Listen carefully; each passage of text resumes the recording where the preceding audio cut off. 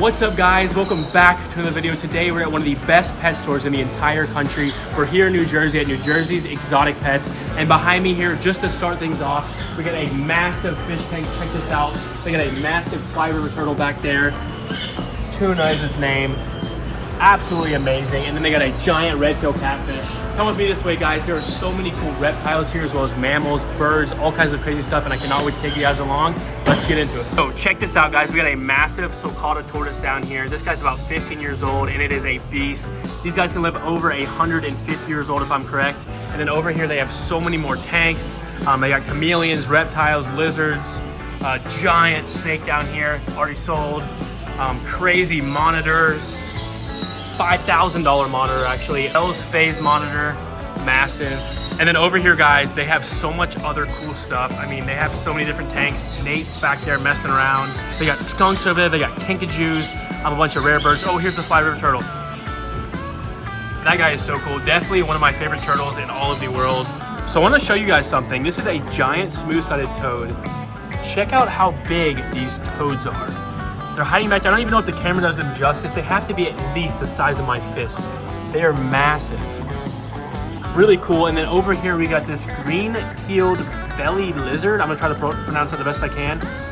But look at this lizard right here. So that's its face. And look all the way down. Look at how long this tail is. Pretty cool. I mean, they have just so much stuff. I can't even show you all. It's just ridiculous. A bunch of geckos in here. A bunch of other crazy stuff. Okay, so we're in the spider section of the entire place. It's like a spider cave. We got all kinds of weird webs going on up here. Come check this out. We got millipedes up here.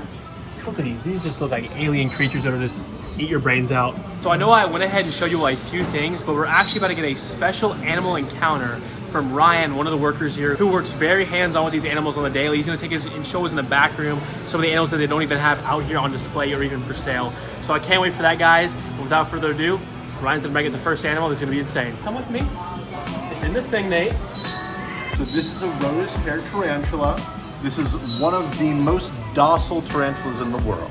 Now, these guys, typically speaking, are not the most handleable of pets.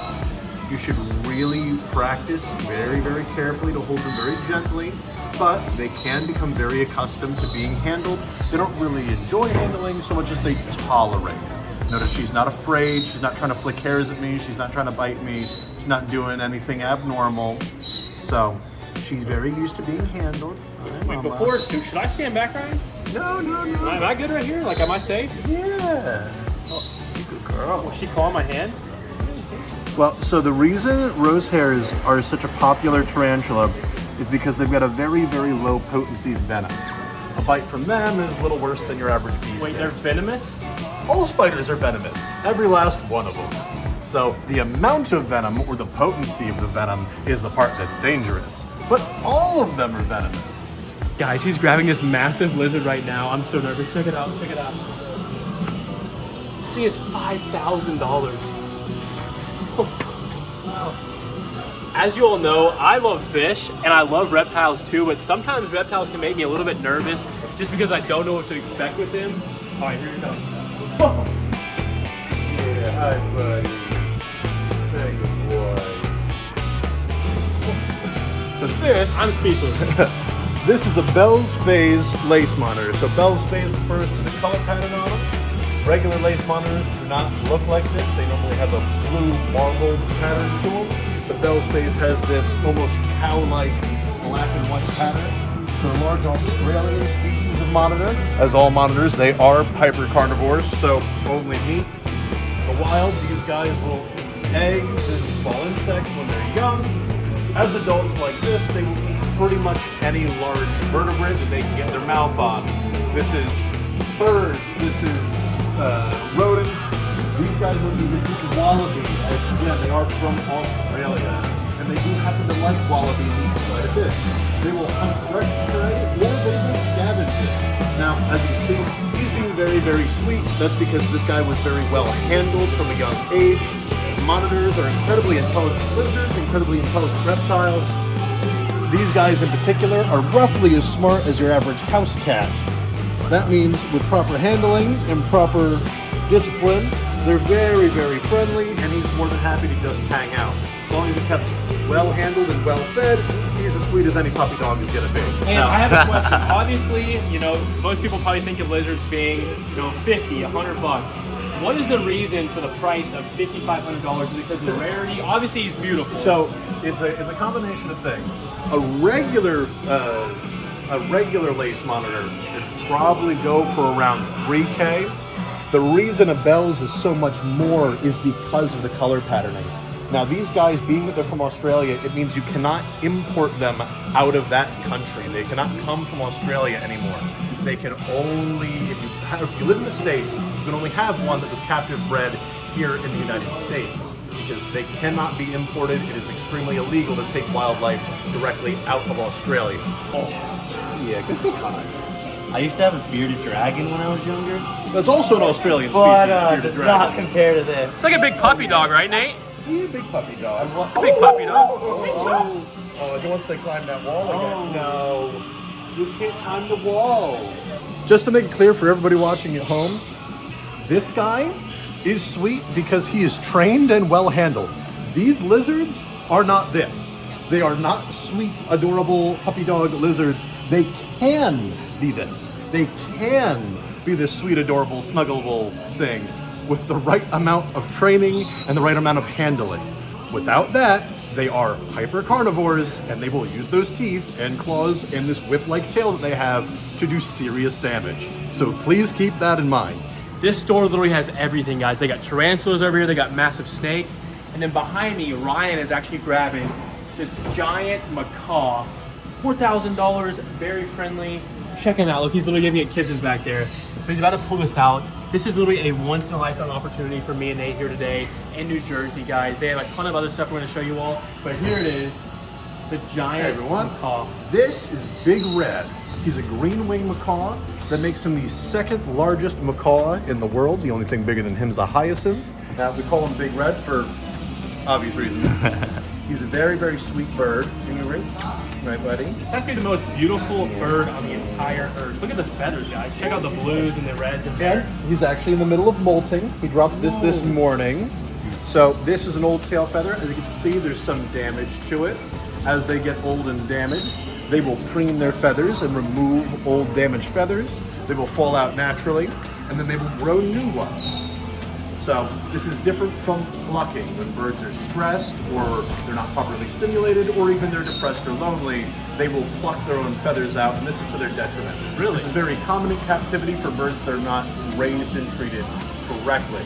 This is not that. This is a natural selection of an old, kind of damaged feather has fallen out, and he will grow new ones. I hope all you animal people out there are absolutely loving this. Ryan is dropping so much cool information that I had no idea. I mean, how often you get to get up and close with a giant bird like this beautiful. Now, they have so much more stuff to come. Take a guess at how long, provided he lives a long, healthy life, how long will Red live, do you think? I'm gonna guess high. I'm gonna go 25 years. 25 years? What do you think? Let's go 50. 50? Ooh, close, close. So he could live potentially to 95 years. Wow. Macaws are one of the longest lived animals on the planet, next to humans and whales. You know, there are very few animals that live anywhere near as long as a macaw. And even in the wild, they will typically live between 30 and 50 years, provided nothing happens to them. So if you buy one of these, you better expect to either give it to your grandkids or your great-grandkids, because it will very much outlive yourself. Let us put it into perspective. I'm 28 years old, and Red here is 4. If I were to live to see the end of his natural life, providing he never gets sick and nothing bad ever happens to him, I would have to live to be 116 to see the end of his natural life. I'll be honest, guys, I don't think I'm gonna make it to 116. I don't know about that. Maybe. We'll see. We'll see. Whoa, that feels crazy.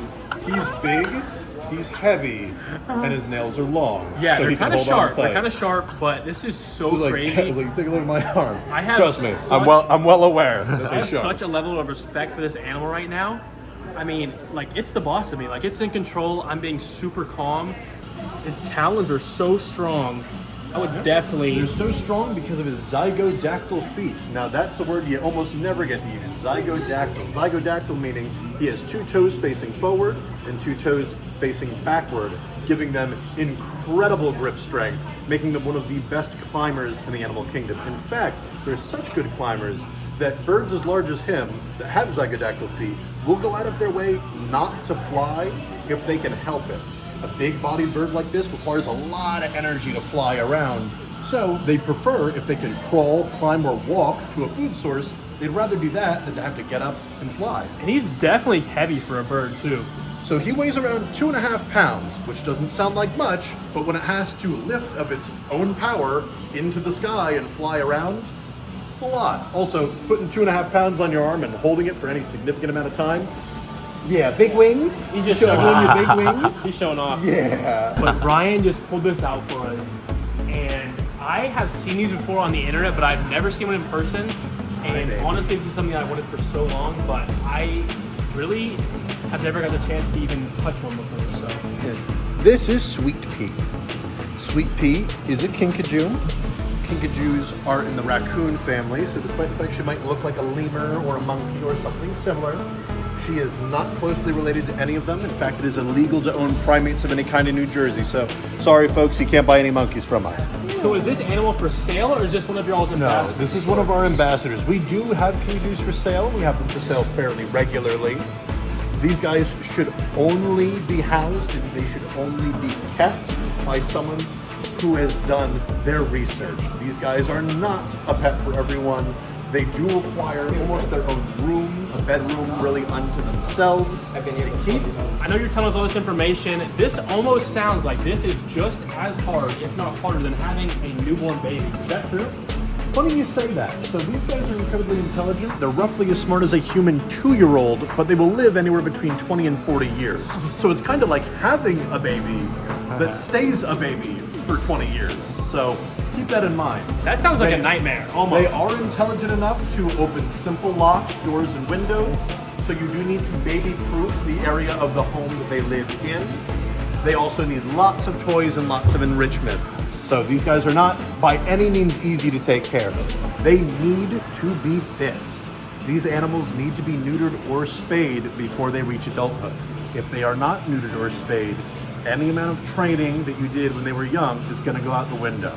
Once that hormonal switch in their brain flips, they're kind of lost. Sweet Pea is very, very sweet. She was spayed at an appropriate age, and she will remain this way the rest of her life.